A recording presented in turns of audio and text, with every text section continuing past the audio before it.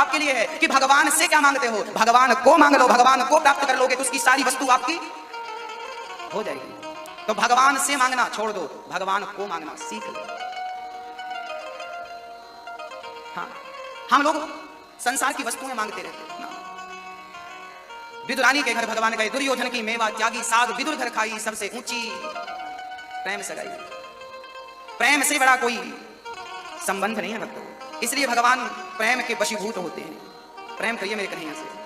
जब भगवान धराधाम को छोड़कर गए तो भगवान ने विदुर जी को याद किया। विदुर जी ने मैत्रेय जी के पास जाकर, उद्धव जी ने कहा कन्हैया ने आपको याद किया है। विदुर जी मैत्रेय जी के पास जाकर कहने लगे, प्रभु जो अंतिम ज्ञान कन्हैया ने दिया है उस ज्ञान पर प्रकाश डालिए। विदुर जी ने हरिद्वार में मैत्रेय जी के चरण पकड़ के कहा, सुखाय कर्माणि करोति लोको नदै सुखं वान्यदुपारवम्बा विन्देत भूयस्तत एव दुःखं यदत्र युक्तं भगवान वदेन्न। सारी दुनिया सुख चाहती है पर मिलता क्या है, दुख प्राप्त होता है। क्यों? क्योंकि संसार में सुख है ही नहीं। सुख की कामना त्याग दीजिए, सुख की इच्छा रखना ही दुख है। राजा सुखदेव जी से परीक्षित ने कहा कि हे प्रभु, भगवान अवतार क्यों लेते हैं, कभी राम कभी कृष्ण कभी नरसिंह कभी वामन क्यों बनते हैं? तब कहा सुखदेव जी ने, राजन भगवान भक्तों की रक्षा के लिए नाना प्रकार के अवतार लेकर के अपने भक्तों का दुख दूर करते हैं। एक बार भगवान हिरण्याक्ष को मारने के लिए 12 भगवान का अवतार धारण करते हैं। एक हिरण्याक्ष नाम का दुष्ट था। अच्छा, हिरण्याक्ष और हिरण्यकश्यपु ये दोनों कश्यप मुनि के पुत्र थे, दिति के पुत्र थे। हाँ, इनकी मां हिरण्याक्ष हिरण्यकश्यपु की पत्नी काम के वशीभूत होकर संध्या के समय अपने पति को पकड़ लिया, कहा हमें काम सता रहा है, हमारी इच्छाएं पूरी करिए। संत जी ने कहा, पति ने कहा, ना देवी ये उचित वक्त नहीं है। इस वक्त में यदि गर्भाधान किया गया तो समाज का नाश करने वाले पुत्रों की प्राप्ति होगी। पर देवी नहीं मानी और पति को छोड़ा नहीं। पति पत्नी के आग्रह पर विवश हो गए और वो शाम के वक्त ही, संध्या के टाइम ही, जब पूजा आरती का टाइम होता है, उस टाइम वो गर्भवती हो गई। उसके गर्भ से 2 पुत्र हुए, हिरण्याक्ष और हिरण्यकश्यपु। याद रखना भक्तों, हमारे शास्त्र कहते हैं कि पति पत्नी को भी कब मिलना चाहिए, गर्भाधान कब उचित है। यदि आपने गलत समय पर गर्भाधान किया तो आपको और आपके परिवार को और समाज को कष्ट पहुंचाने वाला पुत्र आपको प्राप्त होगा। हाँ, शास्त्र कहते हैं कि गलत वक्त पर वो गर्भवती हो गई, इसलिए उनके 2 पुत्र हुए, हिरण्याक्ष और हिरण्यकश्यप। हिरण्याक्ष ने पृथ्वी को ही ले जाकर गेंद की तरह छिपा दिया। तब भगवान 12 प्रकट होकर हिरण्याक्ष को मारते हैं और पृथ्वी की स्थापना करते हैं। ब्रह्मा जी के शरीर से उनके दाहिने भाग से पुरुष और बाएं भाग से स्त्री का जन्म होता है। स्त्री का नाम हुआ है शत्रुपा, पुरुष का नाम हुआ है मनु। मनु और शत्रुपा का ब्रह्मा जी से प्रादुर्भाव हुआ। स्त्री और पुरुष एक ही परमात्मा से प्रकट हुए हैं। इसलिए यहाँ एक बात मैं कहना आवश्यक समझूंगा कि स्त्री पुरुष से कम नहीं है। आप पुरुष लोग क्या स्त्री पर अत्याचार बड़ा करते हैं, मैं तुमसे बड़ा हूं, मैं तुमसे श्रेष्ठ हूं। काहे बात के श्रेष्ठ हो भाई, किस बात के श्रेष्ठ हो? आपकी पत्नी घर से चली जाए तो आपका घर नरक हो जाता है, और पत्नी घर पे रहे तो घर को स्वर्ग बना देती है। घर नारियों से चलता है। मिट्टी के बने हुए मकान को, मिट्टी से जो बनता है उसे मकान कहते हैं। जब उस मकान में नारी पहुंचती है तो उस मकान का नाम घर हो जाता है, अर्थात नारी को ही घर कहा जाता है। नारी चलता फिरता घर है, नारी है तो घर की शोभा। इसलिए नारी ज्यादा या कम ऐसा नहीं है, ना पुरुष ज्यादा है ना कम है, दोनों बराबर है। साइकिल का 2 पहिया, दोनों महत्व रखते हैं। मनु शत्रुपा की 5 संतानें हुई, 3 बेटियां 2 बेटे। आकुति देवहूति प्रसूति 3 बेटियां, प्रियव्रत उत्तानपाद 2 बेटे। आकुति का विवाह रुचि प्रजापति से हुआ। देवहूति का, रुचि प्रजापति के घर में यज्ञ भगवान प्रकट हो गए और देवहूति के घर पे कपिल भगवान प्रकट हो गए। देवहूति का विवाह करदम जी से हुआ। हाँ, किससे हुआ? करदम जी। प्रेम पूर्वक भगवान का चिंतन करते थे, जंगल में तप कर रहे थे, कभी उदास नहीं होते थे करदम जी, क्योंकि उन्हें पता था कि भगवान मेरे साथ है। वो लोग कभी उदास नहीं होते जो मानते हैं कि ईश्वर मेरे साथ है। हाँ, वो लोग कभी उदास नहीं होते जो मानते हैं कि भगवान मेरे किस किस के साथ करेंगे? दोनों हाथ उठाकर मस्ती के साथ कहिएगा, मत होना मन बावेरे उदास, ये सांवेरा जरूर आएगा। मन में रखना विश्वास, ये सांवेरा जरूर आएगा। कौन कौन विश्वास रखेगा कन्हैया पर? अच्छा बताइए, कन्हैया पर किस किस को भरोसा? हाँ, सबको है। अब हाथ नीचे करो। अब ये बताओ, आप में से चिंता टेंशन किस किस को है? जिनको चिंता टेंशन हो हाथ उठाओ। आज मैं सबकी चिंताएं मिटा कर जाऊंगा, हाथ उठाकर बस कह दो। जिनको है हाथ उठाएं, निश्चिंत होकर उठाइए। आज आपकी चिंता ना मिटा दी तो आप सजा दीजिएगा मुझे। हाथ उठाकर बस कहना पड़ेगा कि चिंता है, मिटाइए। हाथ उठाओ जिनको चिंता है। अब आप 2 तरह की बातें कर रहे हैं। एक तरफ आप कह रहे हैं कि मुझे कन्हैया पर विश्वास है, दूसरी तरफ आप कह रहे हैं कि मुझे चिंता है। यदि विश्वास है तो चिंता किस बात की है, और चिंता है तो विश्वास कैसा है? आप एक काम करिए मैया जी, अपना मुंह फुलाइए, फुलाइए। हंसने का नहीं बोला, मुंह फुलाने का। घर पर तो मुंह फुलाई रहती हो, यहाँ फुलाओ। अब ठहाका लगाइए। अब ये दोनों काम एक साथ करके दिखाओ। संभव है? आपका मुंह भी फूल जाए और चाह का भी लग जाए कि दोनों काम एक समय में हो सकता है? मैया जी, भैया जी, ओ मैया, हो सकता है? नहीं हो, या तो मुंह फूलेगा या तो चाह का, दोनों काम एक समय में कभी नहीं हो सकता। आप कहते हैं कि मुझे विश्वास है और कहते हैं चिंता है। अरे भाई, जब अपने जीवन की डोर कन्हैया को दे दी है तो चिंता किस बात की? जहां ले जाएगा अच्छे से ले जाएगा, चिंता किस बात की है? चिंता त्याग दीजिए और कन्हैया को अपने जीवन की डोर, जैसे अर्जुन ने अपने रथ की डोर किसे पकड़ा दी? चाहे तो रख लो, चाहे तो दो, फूलों में रख चाहे कांटे चुभा दो, गाड़ी है तेरे हवाले, तू जाने तेरा काम जाने। मेरी गाड़ी है तेरे हवाले, तू जाने तेरा काम जाने, तू जाने तेरा। सौंप दो अब सौंप दिया इस जीवन का सब भार तुम्हारे हाथों में। सब सौंप दो ना, अपने पास क्यों रखा है? इसलिए चिंता है क्योंकि सब अपने पास रखा है। आपके 1 लाख रुपए यदि आपके घर पे है ना तो चिंता होगी, पर 1 लाख रुपए बैंक में जमा कर दो, चिंता नहीं। तो सारा भार कन्हैया के चरणों में रख दो। हाँ, मत होना मन बाबरे उदास, ये सांवरा जरूर आएगा। मन में रखना विश्वास, ये सांवरा जरूर आएगा। कब आएगा कन्हैया? जब आपके अंदर क्या होगा? विश्वास होगा। विश्वास बढ़ाइए, चिंता उसी दिन मिट जाएगी जिस दिन विश्वास बढ़ जाएगा। चिंता इसलिए बढ़ती है क्योंकि आपका विश्वास नहीं बढ़ता। भगवान आप उठा के मस्ती के साथ है, मेरी माँ मुझे नहीं पता, पर इस विश्वास से उसे पुकारता हूँ कि वो आएगा जरूर, मुझे निराश नहीं करेगा।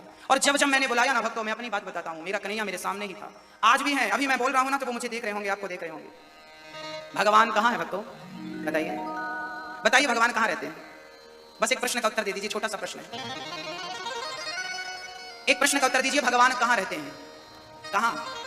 यहाँ रहते हैं, दिल में। आप कह रहे हैं दिल में। यदि भगवान दिल में रहते हैं तो चलो मैं एक्सरा करा लेता हूँ आपका, जो होगा दिल में सब आ जाएगा एक्सरे में। आएंगे? एक्सरा कराऊंगा। हाँ मेरी माँ, आज बहुत ध्यान से सुनना चाहिए आपको।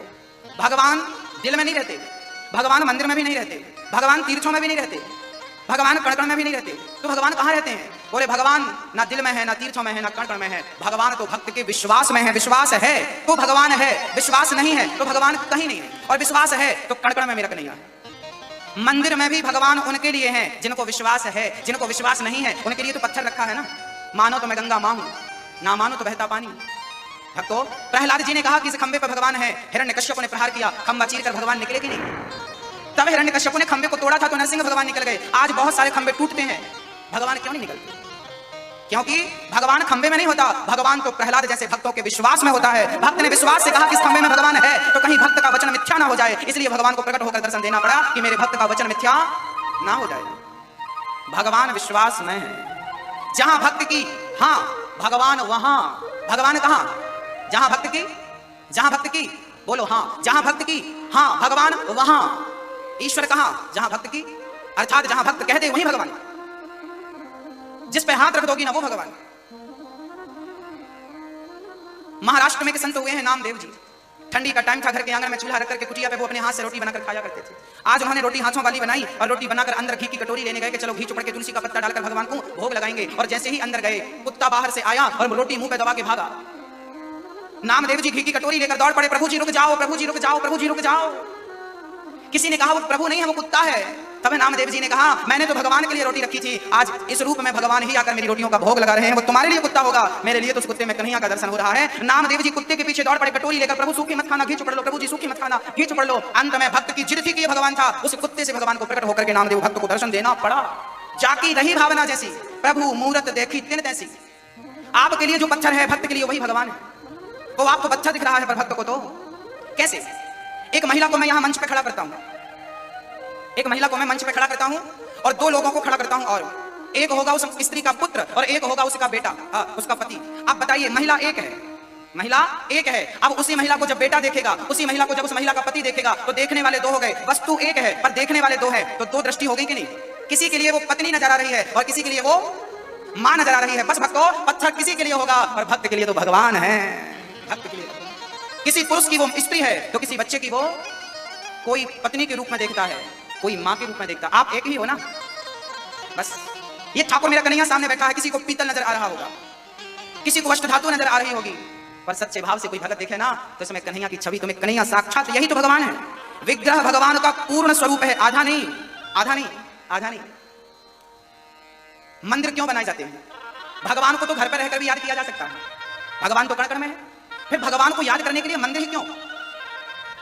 हाँ, ये प्रश्न खड़ा हो सकता है किसी के दिल दिमाग में। मंदिर क्यों होते हैं? भगवान तो कण-कण में है, कहीं से भी याद कर लो, बात बिल्कुल सही है। पर मंदिर क्यों होते हैं, मैं एक उदाहरण देकर समझाता हूं। एक राजा था, उस राजा का एक हाथी था, बहुत बलवान हाथी था, बहुत बलवान। वो हाथी युद्ध में खड़ा हो जाता था तो राजा उस युद्ध को जीत ही जाते थे, हाथी के बल पर, इतना बलवान हाथी था। एक दिन हाथी जंगल से गुजर रहा था कि वो हाथी दलदल में जाकर धंस गया। हाथी जितना प्रयास करता वो धंसता जाता, जमीन पे धंसता जाता। राजा को खबर लगी कि आपका हाथी दलदल में धंस गया। राजा ने बड़े प्रयास किए, खुदाई करवाई, सब कराई, पर हाथी निकला नहीं। राजा हार कर गुरु के पास गए, गुरुजी मैं अपने हाथी को खोना नहीं चाहता, बताइए मेरा हाथी कैसे बचेगा। तब गुरुजी ने कहा कि इस हाथी को युद्ध बड़ा प्रिय है, ऐसा माहौल बनवाओ कि हाथी को लगे कि युद्ध की तैयारियां चल रही। अब राजा ने वैसे ही माहौल बनवाया, आसपास बाजे बजवाए और क्या शंख नगाड़े, जो युद्ध में होता था, पूरा युद्ध का वातावरण बनाया गया।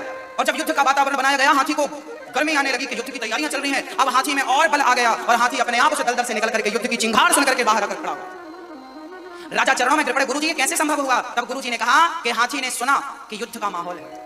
हाथी के अंदर बाहर आने की शक्ति तो पहले भी थी, पर जब तक माहौल नहीं मिला तब तक हाथी बाहर नहीं आ सका। ऐसे ही जैसे हाथी को दलदल से बाहर लाने के लिए माहौल युद्ध का बनाना पड़ा, ऐसे भक्त को भगवान तक पहुंचाने के लिए मंदिर तीर्थ यात्रा एक माहौल है, भक्ति का वातावरण बनाने के लिए। एक माहौल बनता है मंदिर में, ईश्वर को प्राप्त करने के लिए मन केंद्रित होता है, माहौल बनाया जाता है। जो माहौल मंदिर में होता है वो घर पे आप बनाना चाहें बड़ा मुश्किल है। जो माहौल वृंदावन का है, जो माहौल हरिद्वार का है, वो आप अपने घर पे बनाना चाहें तो संभव नहीं है। उस माहौल पर कोई नास्तिक चला जाए ना तो राधे राधे जपने लगता। वो माहौल है, समझ रहे हैं मैं क्या कह रहा हूं आपसे? इसलिए मंदिर जरूरी है। भाई हवा तो सब जगह होती है, गर्मी जब लगती है ना तो हवा सब जगह होती है, पर पंखे के सामने हवा ज्यादा होती है, कूलर के सामने हवा ज्यादा होती है। ऐसे भगवान तो कण-कण में होता है, पर मंदिरों में भगवान ज्यादा होता है, जैसे पंखे के सामने हवा ज्यादा है, शांति वहीं मिलती है पंखे के सामने। इसलिए मंदिर का जाना आवश्यक है, वहां ईश्वर की अनुभूति है, तीर्थों में परमात्मा की अनुभूति है, इसलिए तीर्थ है, इसलिए मंदिर है, इसलिए हमें जाना चाहिए। हाँ मेरी माँ, आप अपने घर पे होते तो क्या आपको 1 रुपए दान करने का भाव जागता? नहीं जागता ना। पर आज कथा पे आप बैठे हो, बूढ़ी माँ हमारे वृंदावन में, जब वृद्ध माओं के लिए मैं आपसे कहता हूँ भक्तों, मैं हर कथा में एक बात कहा करता हूँ, आज आपसे सुनाता हूँ, जरा सुनिएगा। आप मन में विचार करते होंगे कि मेरे मन में वृद्ध माताओं के लिए वृद्धाश्रम बनाने का ख्याल विचार क्यों आया? मैं इसके पीछे का कारण आपको बतलाता हूँ। वृद्धाश्रम बनाने की जरूरत नहीं है। यदि हर बहू अपनी सास की सेवा करे और हर बेटा अपने माँ बाप की सेवा करे तो वृद्धाश्रम बनाने की जरूरत नहीं है। पर जो नहीं करते अपने माँ बाप की सेवा, वो माँ बाप कहाँ जाएंगे बस ये बता दीजिए। किसी की चौखट पे जाकर वो दरवाजा खटखटाएंगे, किसके सामने जाकर वो आंसू बहाएंगे? कौन है उनका रखवाला? भक्तों, एक माँ मेरे पास आती है, बहुत ध्यान से सुनिएगा। एक माँ मेरे पास आई, कुछ वर्षों पुरानी ये घटना है। एक माँ मेरे पास आई और उस माँ ने मुझसे कहा, बेटा मेरी एक आखिरी इच्छा है, क्या आप पूरी करोगे? मैंने कहा माँ आप बताओ, कोशिश करूंगा कि मैं आपकी इच्छा पूरी कर सकूं। हाँ, उस माँ ने कहा कि मेरी आखिरी इच्छा है कि जब मैं मरूं तो मेरी चिता में आग आप लगाना। उस माँ ने मुझसे कहा कि जब मैं मरूं तो मेरी चिता को आग आप लगाना। मैंने उस माँ से कहा, माँ आपका तो बेटा है, आप मुझसे ये उम्मीद क्यों रखती हैं? आपका बेटा है, वो आपको क्रियाएं जो हैं बेटे की करेगा। उस माँ ने रोते हुए जवाब दिया कि बेटा मेरा बेटा है, बहू है, नाती है, पोता है, सब है, पर मेरा बेटा अभी मेरा बुढ़ापा है, पाँव में घुटनों में दर्द है, हम दोनों पति पत्नी अकेले बनाकर खाते हैं, ना बेटा देखने आता है ना बहू पूछने आती है कि माँ आपने खा लिया या भूखी हो। मुझे लगता है कि जिस बेटे ने जीते जी पानी नहीं दिया, जिस बेटे ने जीते जी 2 रोटी नहीं दी, उस बेटे से मैं आग लेकर क्या करूंगी? मैं आग नहीं लेना चाहती ऐसे बेटे से। मरने के बाद मैं उस बेटे से अपनी चिता पे आग नहीं लेना चाहती। बस ये बात जब उस माँ ने कहा ना तो मेरा दिल रोने लगा, हृदय विदीर्ण हो गया कि बेटे के होते हुए बताइए उस माँ ने जब ये बात मुझसे कही होगी तो उसका दिल पत्थर रख के नहीं कहा होगा उस माँ ने। कितना परेशान हो गई होगी वो माँ अपनी बहू अपने बेटे से। रोज रोती है वो, रोज घुट घुट के जितनी जिंदगी बची है ना वो रोज मर मर के जीती है। जिसका बेटा हो, बहू हो और वो माँ बुढ़ापे में बनाकर अकेली खाती हो, वो रोती है, महाराज कभी कभी मैं भूखी रह जाती हूँ, पाँव में इतना दर्द होता है कि बना नहीं सकती। हाथ जोड़कर रोने लगी, मैं जब मरूं तो मेरी चिता को आप आग लगाने आ जाना, बस मेरी आखिरी इच्छा है। अब मेरे मन में विचार आया कि आग लगाना बड़ी बात नहीं है, आग तो कोई भी लगा देगा। मुझे लगा कि पहले मुझे इस माँ का बेटा बनकर इस माँ की सेवा करनी चाहिए, पुत्र बनकर के। जब मैं इस माँ की सेवा करूंगा तब मुझे जरूरत पड़ी तो इस माँ की चिता पे आग लगाने का अधिकार मुझे ईश्वर तब देगा जब मैं पुत्र धर्म निभाऊंगा। पहले पुत्र धर्म निभाना बड़ी बात है, चिता पे आग लगा देना बड़ी बात। आग तो कोई भी लगा देगा, पर किसी का सहारा बन जाना, किसी की आंखों के आंसू पहुंच देना और किसी रोते को हंसा देना बहुत बड़ा पुण्य है मेरी माँ। आज कल हमारे हैदराबाद से हमारे भैया मुकेश सूचक जी का फोन आया। कल उन्होंने कहा कि गुरुजी, कल या आज मुझे स्मरण नहीं है, वो सुन रहे होंगे, उन्होंने मुझसे कहा कि गुरुजी एक माँ वृद्धाश्रम में आना चाहती है। वो माँ इतनी परेशान है कि वो माँ कहती है कि मेरा बेटा मुझे थप्पड़ मारता, मेरी बहू हाथ पकड़कर घर से निकाल देती है। उस माँ ने फोन लगाकर कहा कि यदि मुझे नहीं निकाला गया तो मैं मर जाऊंगी। सोचिए, अपने बच्चों से कोई इस प्रकार परेशान हो सकता है? बच्चों का इस प्रकार अत्याचार माँ बाप पर। भक्तों, मैं आपसे प्रार्थना करूंगा, यहाँ जितने बच्चे बैठे हैं, आप अपनी माँ को कभी सताना मत। ईश्वर कभी माफ नहीं करेगा। जिसने तुम्हें गर्भ में रखा उस माँ के सगे नहीं हो पाए, किसके सगे बनोगे तुम? उसका कर्जा चुका नहीं पाए, किसका ऋण चुकाओगे तुम? माँ में भगवान नजर नहीं आया तो पत्थर में तुम्हें भगवान कभी नजर नहीं आएगा। जो मां के अंदर ईश्वर का दर्शन नहीं कर सकता उसे पत्थर में भगवान नजर आएगा। भक्तों, आपसे मेरी प्रार्थना है, जब मेरे उस मां का फोन आया कि मेरी बहू मेरा बेटा मुझे मारता है, बड़ा अत्याचार करता है, मुझे जल्दी ले चलो। भक्तों, वृंदावन में अभी आश्रम बनने में थोड़ी सी देर है, पर मैंने उस मां से कहा कि मां आप आ जाओ, मैं आपके लिए टेम्परेरी एक कमरा बनवा देता हूं और आपकी सारी व्यवस्थाएं वहां कर दूंगा, आप आओ, आत्महत्या मत करना। ये बेटा जब तक है जिंदा आपके लिए भीख मांगना पड़े मैं मांग लूंगा, पर अपनी मां को रोता हुआ कैसे देखते हैं। भक्तों, इन तमाम माताओं के लिए मैं आपसे अपेक्षा करता हूं कि आप सहयोग करेंगे और वृंदावन में जो आश्रम बन रहा है उसका कार्य और तेजी से आगे बढ़े, उसके लिए आपको सहयोग करना पड़ेगा। बस जल्दी से जल्दी वहां पर मेरी बहुत सारी माएं रह करके और अपना सुखमय जीवन व्यतीत करने लगी बिहारी जी की शरण में। यदि आपको लगता है कि आपको इस कार्य से जुड़ना चाहिए तो आप जुड़िए, एक मां का सहारा बनिए, एक मां को गोद लीजिए। मात्र 21,000 का सहयोग देकर आप एक मां को आजीवन भोजन की व्यवस्था कर सकते हैं। मात्र 21,000 देकर आप हमारे मेंबर्स बन सकते हैं, इसी बहाने वृंदावन से जुड़ सकते हैं, आना जाना बना रहेगा और आपका दिया 21,000 मैं बैंक में जमा कर दूंगा, उसी से मेरी एक मां आपका दिया हुआ 21,000 उस मां को रोटी बनकर उसकी थाली में पहुंचता रहेगा। आप किसी मां को भरपेट रोटी दे सकेंगे। पिंडदान करते हैं ना, कहते हैं पितृपक्ष में अन्नदान करने का बड़ा महत्व होता है। आप इन वृद्ध माताओं के लिए एक रोटी दे सकते हैं, इन माओं के लिए आप भरपेट भोजन, एक मां को भरपेट भोजन आप मात्र 21,000 रुपए के सहयोग से दे सकते हैं।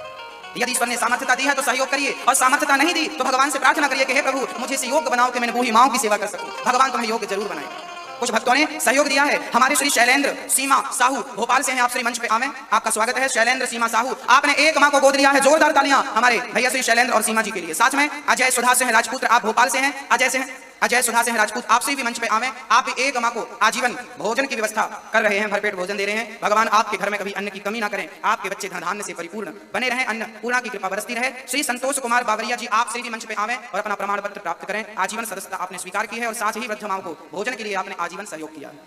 वो जहां है प्रेम पूर्वक श्रवण करिएगा।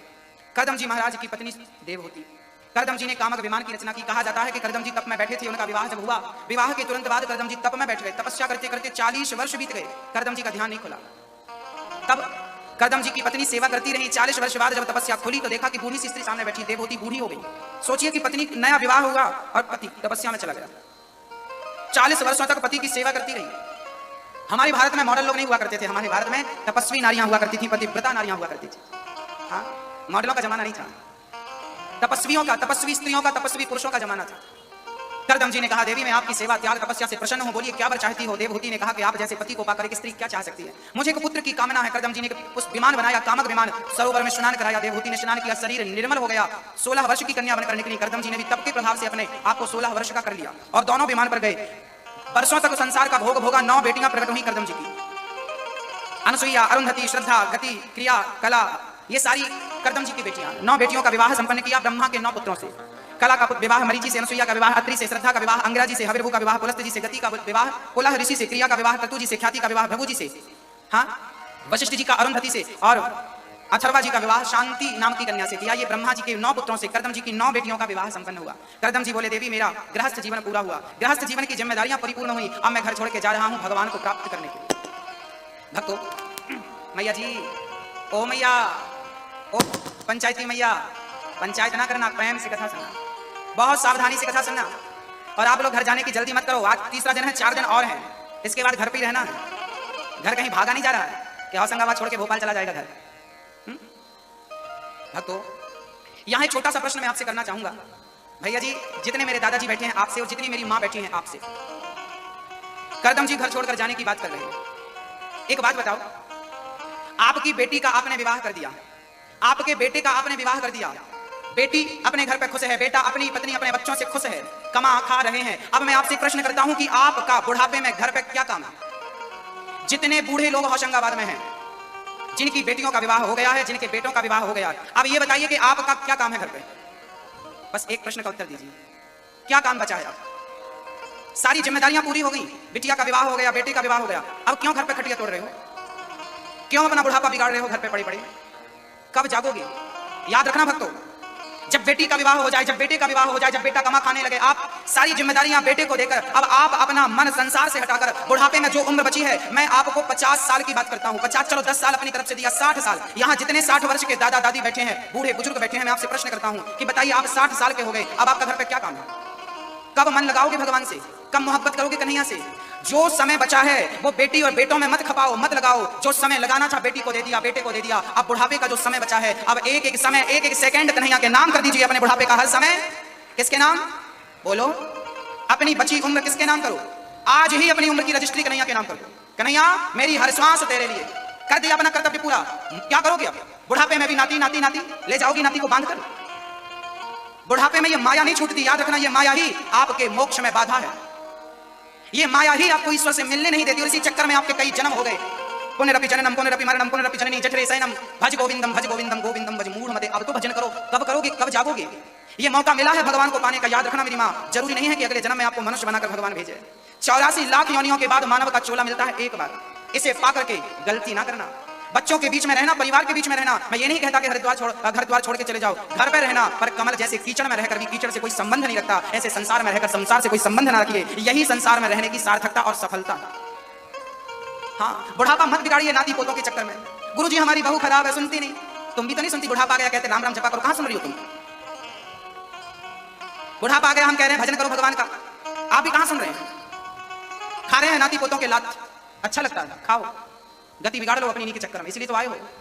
याद रखना भक्तों, पता नहीं आप कितनी गंभीरता से सुन रहे हैं, पर मैं गंभीरता से कह रहा हूं कि ये अवसर मानव का तन ही ईश्वर तक पहुंचा सकता है। 84 लाख योनियां हैं, कुत्ते के शरीर से भगवान को नहीं पाया जा सकता, शेर हाथी के शरीर से भगवान को नहीं पाया जा सकता, चींटी मकड़ी पतंगे के शरीर से भगवान को नहीं पाया जा सकता। केवल मानव के मनुष्य के तन से ही गोविंद को प्राप्त किया जा सकता है। और मानव का तन पाकर आपने नहीं पाया तो समझना कि एक मौका आपने गवा दिया। और याद रखना मेरी माँ, नाती पोता तो हर जन्म में मिलेगा। पता नहीं ये अवसर, ये बुद्धि, ये विवेक, ये सत्संग फिर मिलता है कि पाकिस्तान में पैदा हो जाते ना तो मांस खाते रहते, बकरा खाते रहते। भारत में पैदा किया है नर्मदा के तट पे कन्हैया ने, कुछ सोच समझ कर पैदा किया होगा कि जाओ हम तुम्हें मानव का तन दे रहे हैं। भारत में जितने मनुष्य हैं सब तपस्वी मनुष्य हैं, क्योंकि दुनिया के किसी कोने में गंगा नहीं बहती, किसी कोने में नर्मदा नहीं बहती, केवल भारत की भूमि में गंगा नर्मदा सरस्वती बहती है। भक्तों, बड़भागी है नर्मदा के तटवासी, बड़भागी है गंगा और यमुना और सरस्वती के तटवासी। हाँ, अमेरिका का आदमी भी पिंडदान करने आता है गया जी। भगवान ने 24 अवतार धारण किए, 24 में एक भी अवतार अमेरिका में नहीं लिया, एक भी अवतार भगवान ने जापान, लंदन, पेरिस में नहीं लिया, सारे अवतार भगवान ने भारत में लिए। प्रश्न खड़ा हो गया, प्रभु आपके इतने अवतार, एक अवतार अमेरिका में ले लिया होता, एक अवतार भारत में ले लिया होता, एक अवतार आप जापान में ले लेते, सारे अवतार भारत में क्यों? तब भगवान ने कहा कि भारत ही एक ऐसी भूमि है, भारत की भूमि को ही मां कहकर बुलाया जाता है। दुनिया की किसी धरती को, किसी भूमि को मां कहकर संबोधित नहीं किया जाता, हम लोग ही भारत को मां कहकर संबोधित करते हैं। भारत माता की, ये भारत मां है। और राम ने कहा कि जहां मां होगी वहीं तो राम और कृष्ण जैसा बेटा होगा। राम कृष्ण जैसा बेटा भी भारत की भूमि में, भारत की गोद में खेलता है। बड़ा भाग्य है आप लोग जो भारतवासी हैं। भगवान ने तुम्हें हिंदू बनाया है, ये बड़े सौभाग्य की बात है। भगवान के घर से जैसे आए थे वैसे ही हो, काटा पीटी नहीं हुई। हाँ, वैसे ही हो आप, बिल्कुल सेफ। धन्य है, बड़े भाग्य हैं आप लोग। आज विदेश के लोग आते हैं और आकर के ना हिंदू बन जाते हैं, तुलसी की माला पहनती हैं विदेश की माताएं। आप लोगों को चंदन लगाने में लग जाती है, विदेशी आती हैं कभी वृंदा बनाना, वहां के हरे राम कृष्ण मंदिर में आना, वहां विदेशी लोग, गोरी स्त्रियां, गोरे पुरुष, इंग्लैंड के लोग आते हैं और जपते हैं हरे राम राम राम हरे हरे, हरे कृष्ण कृष्ण कृष्ण हरे हरे। उनसे हिंदी नहीं आती ना, वो सही उच्चारण नहीं कर पाते, हरे राम वो शुद्ध नहीं बोलते, तो क्या बोलते हैं? हरे राम राम राम हरे हरे, हरे कृष्ण कृष्ण कृष्ण हरे हरे। आज विदेशी आते हैं, आकर हिंदू बन जाते हैं और राम नाम की जपते माला भक्ति में रम जाते हैं। धरा ये जिस पर घूम रही, हम उसी केंद्र के बिंदु हैं। गर्व से कहो हम हिंदू हैं, हम हिंदू हैं, हम। धन्य है आप लोग जो नर्मदा के किनारे आपका जन्म हुआ है। धन्य है आप लोग जो नर्मदा का स्नान करने का आपको सौभाग्य मिला है। भक्तों, खुश नसीब हैं आप लोग। इसलिए अपने सौभाग्य को पहचानिए, अपने आप को पहचानिए, अपने धर्म को पहचानिए और मानव के तन को पहचान कर अपना कल्याण कर लीजिए। कल्याण करने का साधन मिला है, गवाइए मत। उठ जाग मुसाफिर भोर भई, अब रैन कहां तू सोवत है। जो सोवत है वो खोवत है, जो जागत है वो पावत। जागिए, बुढ़ापे में ममता त्यागिए। श्री करदम जी घर छोड़कर चले गए मां देवहूति को। देवहूति ने कहा एक पुत्र को दीजिए। करदम जी रुक गए। देवहूति के गर्भ से एक सुंदर पुत्र हुआ, नाम रखा कपिल। 24 अवतारों में भगवान कपिल का स्थान है। कपिल भगवान ने सांख्य शास्त्र की शिक्षा देने के लिए अवतार धारण किया। मां देवहूति हाथ जोड़कर प्रश्न करती हैं, निर्विण्णाम नितराम भूमन शदिन्द्रिय दर्शनात् येन संभाव्यमानेन प्रपन्नान्धं तमः प्रभु। निर्विण्णाम नितराम भूमन, हाँ निर्विणाम नितराम। मां देवहूति कहती हैं, हे प्रभु मेरी इन दुष्ट इंद्रियों की विषय लालसा से मैं ऊब गई हूँ। इनकी इच्छाएं पूरी करते करते मेरी इच्छाएं अभी तक पूरी नहीं हुई। क्या करूं मैं कि मेरी इच्छाएं, कामनाएं पूरी हो जाएं। कपिल भगवान ने कहा, मां इन इंद्रियों की इच्छाएं पूरी करते करते आपके कई जन्म पूरे हो जाएंगे, पर इंद्रियों की इच्छाएं पूरी नहीं होंगी। भक्तों, एक बात ध्यान से सुनिएगा, एक होती है जरूरत, एक होती है इच्छा। जरूरत पूरी हो सकती है। मैया जी, ओ मेरी माँ, समझ आ रही है ना आपको? मेरी भाषा समझ आ रही है ना आप लोगों को? कोई प्रॉब्लम तो नहीं हो रही समझने में? हाँ मैया जी, बस ऐसी मुस्कुराती रहो और मुस्कुराते हुए कथा सुनते रहो, मुझे बड़ा अच्छा लगेगा। हाथों पर मुस्कान बनाए रखिएगा और प्रेम से कथा की गंगा की डुबकी लगाते रहिए। कपिल भगवान ने कहा, मां देवहूति इंद्रियों की इच्छाएं पूरी करते करते जीवन पूरा हो गया। एक होती है इच्छा, एक होती है जरूरत। जरूरत किस चीज की होती है हमें? रोटी, कपड़ा और मकान और शिक्षा। ये हमारी क्या है? बोलो मेरी माँ, ये क्या है हमारी? भैया जी, ओ भैया, ओ ताऊ, सुनो,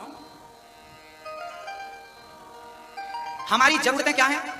रोटी, कपड़ा, मकान और शिक्षा। ये क्या है हमारी? ये हमारी जरूरत है। जरूरत पूरी हो सकती है, परंतु एक होती है इच्छा। उस इच्छा की पूर्ति में आप मरने वाले हैं और भगवान कहें कि चलो मैं तुम्हें 100 वर्ष की उम्र और देता हूं, तो क्या उन 100 सालों में आप अपनी इच्छाएं पूरी कर सकते हैं? फिर मौत आ जाए, फिर भगवान कहें कि मैं तुम्हें 100 साल और देता हूं, तो क्या आप उन 100 साल में अपनी इच्छाएं पूरी कर सकते हैं? बोलो मेरी माँ, जरूरतें पूरी हो सकती हैं, इच्छाएं पूरी कभी नहीं हो सकती। इसलिए जरूरत के हिसाब से जीवन जीना चाहिए, इच्छाओं के मुताबिक जिंदगी कभी नहीं जीनी चाहिए। जरूरत तो फकीर की पूरी हो जाती है और इच्छाएं तो राजाओं की भी अधूरी, महाराजाओं की अधूरियां रह जाती हैं। इसलिए इच्छाओं के गुलाम मत बनिए, जरूरतें पूरी कर लीजिए। रोटी, कपड़ा, मकान और शिक्षा हमारी, ये पूरी करिए। मेरी गाड़ी, मेरा बंगला, मेरा ये वो, आपको मैं पूरे होशंगाबाद का राजा बना दूं, पूरी होशंगाबाद की प्रॉपर्टी आपके नाम कर दूं, तो क्या गारंटी देंगे कि आपकी इच्छाएं पूरी हो जाएंगी? आपसे प्रश्न करता हूं मैं, क्या आप मुझे गारंटी दे सकते हैं? मैं पूरे होशंगाबाद की प्रॉपर्टी आपके नाम कर दूं, क्या गारंटी है कि आपकी इच्छाएं पूरी हो जाएंगी? पूरा मध्य प्रदेश आपके नाम कर दूं कि आपकी इच्छाएं पूरी हो जाएंगी, इसकी गारंटी आप हमें दे सकते हैं? पूरा भारत आपके नाम कर दूं कि इच्छाएं पूरी हो जाएंगी, गारंटी दे सकते हैं? पूरी दुनिया आपकी मुट्ठी पे हो, जिनकी मुट्ठी पे दुनिया थी, उनकी इच्छाएं पूरी नहीं हो सकी भक्तों। इसलिए इच्छाओं के गुलाम मत बनिएगा। कई जन्म बिगड़ गए आपकी इच्छाएं पूरी करने में, इसलिए एक ही इच्छा रखिए, बस भगवान को प्राप्त करने की इच्छा रह जाए, दूसरी कोई इच्छा ना हो, तब उद्धार संभव है, तब मोक्ष संभव है। नहीं तो करते रहिए इच्छाओं की पूर्ति, मर जाएंगे आप। आपके बाप दादे मर गए इच्छाएं पूरी करते करते, उनकी नहीं भई, आपकी हजारों पीढ़ियां गुजर गई, उनकी इच्छाएं पूरी नहीं भई, आपकी क्या होगी? मेरी माँ, एक किसान था, उसे किसान का घर घास की झोपड़ी थी, खेत के कोने पर उसने झोपड़ी बनाई और खुरपी से घास छीलता था। घास छीलने का लोहे का एक खुरपी होती है, खुरपी से घास छील। मैया कर लो तुम फोन से बात, हाँ हाँ कर लो बात। कथा में बैठ के किसकी याद आ गई? लो, बुढ़ापा आ गया, अभी तक मन कथा में नहीं लगा, फोन पे लगी है पूरी मैया। हाँ मेरी माँ, अवसर मत गवाओ, थोड़ी देर के लिए तो ये जंजाल छोड़ दो। हाँ थोड़ी देर के लिए तो मन हटा दो बेटा बहू घर परिवार से। हाँ एक दिन छोड़ना पड़ेगा सदा के लिए। यहाँ तो बैठ के फोन भी कर पा रही हो, बहू कैसी हो, हम कक्षा से लेट आएंगे, बना के रखना। हाँ यहाँ से तो फोन से कह पा रही हो मेरी माँ, भैया जी एक दिन वहां जाओगे जहां से ना कोई चिट्ठी होगी ना कोई फोन होगा। हाँ चिट्ठी न कोई संदेश, जाने वो कौन सा देश जहां तुम चले गए। एक आह भरी होगी हमने न सुनी होगी, जाते जाते उसने आवाज तो दी होगी। उस वक्त कहाँ थे हम, हर वक्त यही है गम जहाँ तुम चले गए। एक दिन ऐसी जगह जाओगे ना चिट्ठी ना। चलिए कथा सुनते हैं। हाँ भक्तों, एक किसान था, उसकी झोपड़ी खेत पर थी, खुरपी से घास छीलता था, भगवान से प्रार्थना करता था, विधाता मुझे इतना देना कि पेट में रोटी खाता रहूं, शरीर में कपड़े पहनता रहूं, ज्यादा कुछ नहीं चाहिए। एक दिन वो घास छीलता रहा, अचानक उसकी खुरपी जमीन में गड़ गई और मिट्टी निकली तो नीचे सोने का घड़ा नजर आया। उसने मिट्टी हटाई, सोने के घड़े पर ढेर सारी स्वर्ण की मुद्राएं थी। अब तो किसान सारा सोना उठा उठा के अपनी कुटिया में भरता रहा। कुटिया इतना सोना भरा कि उसकी पूरी कुटिया सोने से भर गई। कुटिया सोने से भर गई और मन का कोना अभी भी खाली था। घर सोने से भर गया पर मन का कोना अभी और समेट रहा है। सोचिए, मैं आपसे प्रश्न करता हूं कि आपके पास जितना है क्या आपका उतने से मन भरा? नहीं ना, कोना खाली है। याद रखना, आपकी तिजोरियां पैसों से भर गई, आपकी तिजोरियां सोना चांदी से भर गई, तिजोरियां भर गई, क्या मन भरा है? बस ये बता दो, क्या मन भरा है? बोलो मेरी माँ। मन मन मन मन भर लीजिए। मन सोने से किसी का भरा ही नहीं, तिजोरियों में भर लो। मन तो केवल राम को चाहता है, कृष्ण को चाहता है बस। माँ देवहूति चरणों में गिर पड़ी, प्रभु मेरा कल्याण करो। तब कपिल भगवान ने कहा, तितिक्षवः कारुणिकाः सुहृदः सर्वदेहिनां, अजात शत्रवः शांता साधवः साधुभूषण। मैया जी, आपके आभूषण क्या है? क्या है? स्त्री का आभूषण क्या है?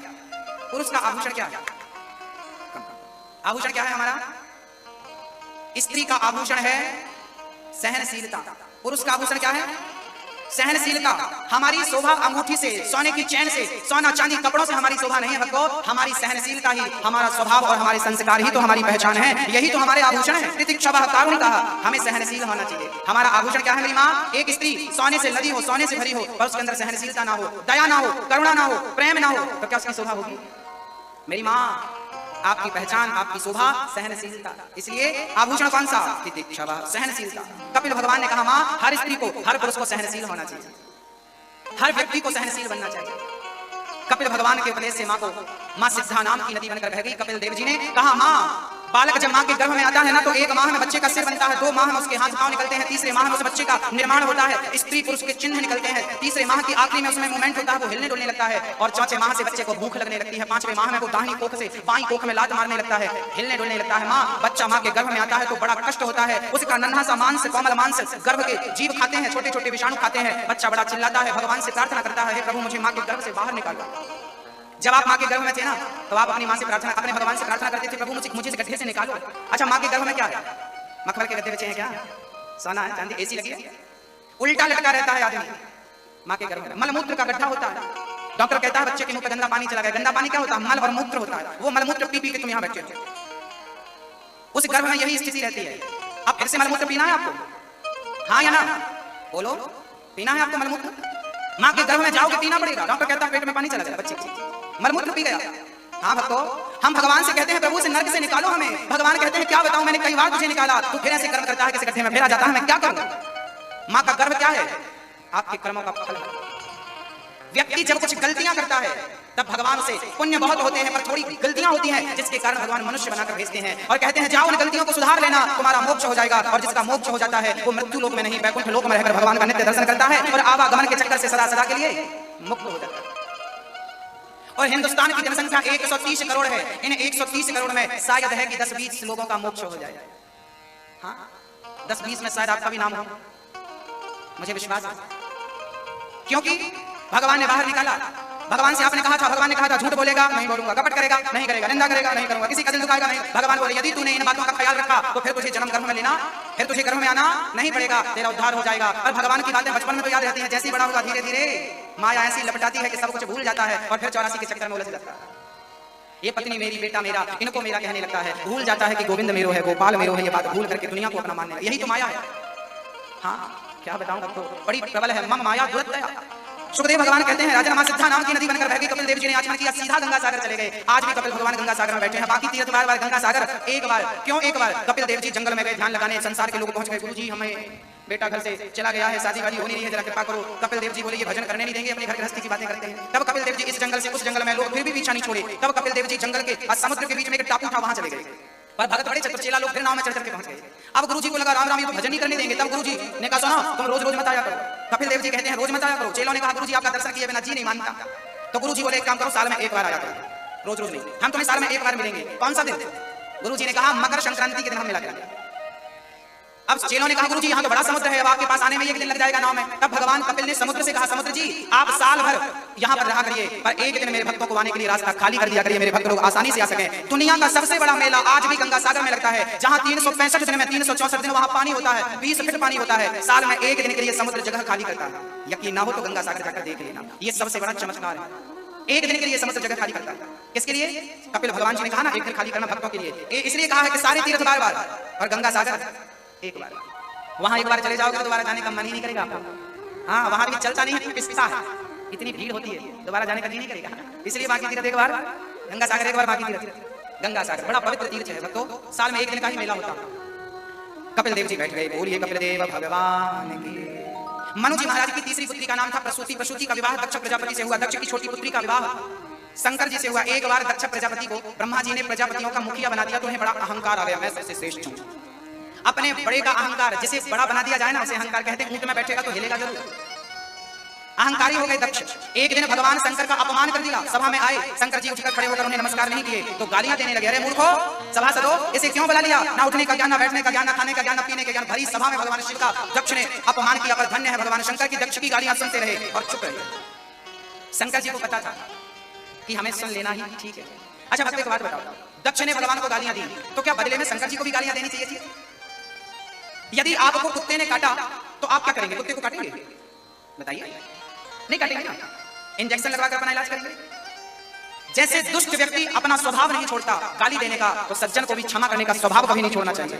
कुत्ते ने तुम्हें काटा है, क्षमा कर दो कुत्ते को, उसे काटोगे? अच्छा एक बात बताइए, माना कि आपको किसी ने गधा कहा, तुम गधे हो, आपको बुरा लगता है कि नहीं?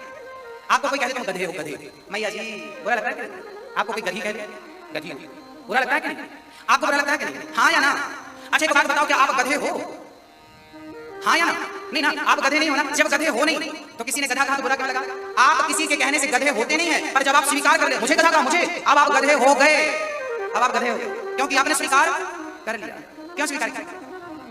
आपके फेसबुक में दो ऑप्शन, जब आपको किसी ने फ्रेंड रिक्वेस्ट भेजी ना तो फेसबुक में दो ऑप्शन होते हैं, या तो एक्सेप्ट कर लीजिए या तो कैंसिल कर दीजिए, होता है कि नहीं? आपको किसी ने गालियां दी तो आप उसकी गालियां एक्सेप्ट क्यों करते हैं? कैंसिल कर दीजिए। भैया तूने मुझे गधा कहा, तेरा गधा तुझे मुबारक हो, मैं गधा तेरा स्वीकार नहीं करता। तेरी गाली तुझे मुबारक हो, तेरी गाली मैं स्वीकार नहीं कर। चलिए एक बात बताइए, आप अपने घर में चाबी ताला लगाते हो, लॉकर में, तिजोरी में, घर पे, तो क्या आप अपने घर की चाबियां पड़ोसी को दे देते हैं? भैया ये मेरे घर की चाबी है, फलानी जगह पे पैसा रखा है, चाबी आप देते हैं? आप अपने घर की चाबियां किसी को नहीं देते, तो आपने अपनी चाबियां पड़ोसियों को क्यों दे रखी हैं?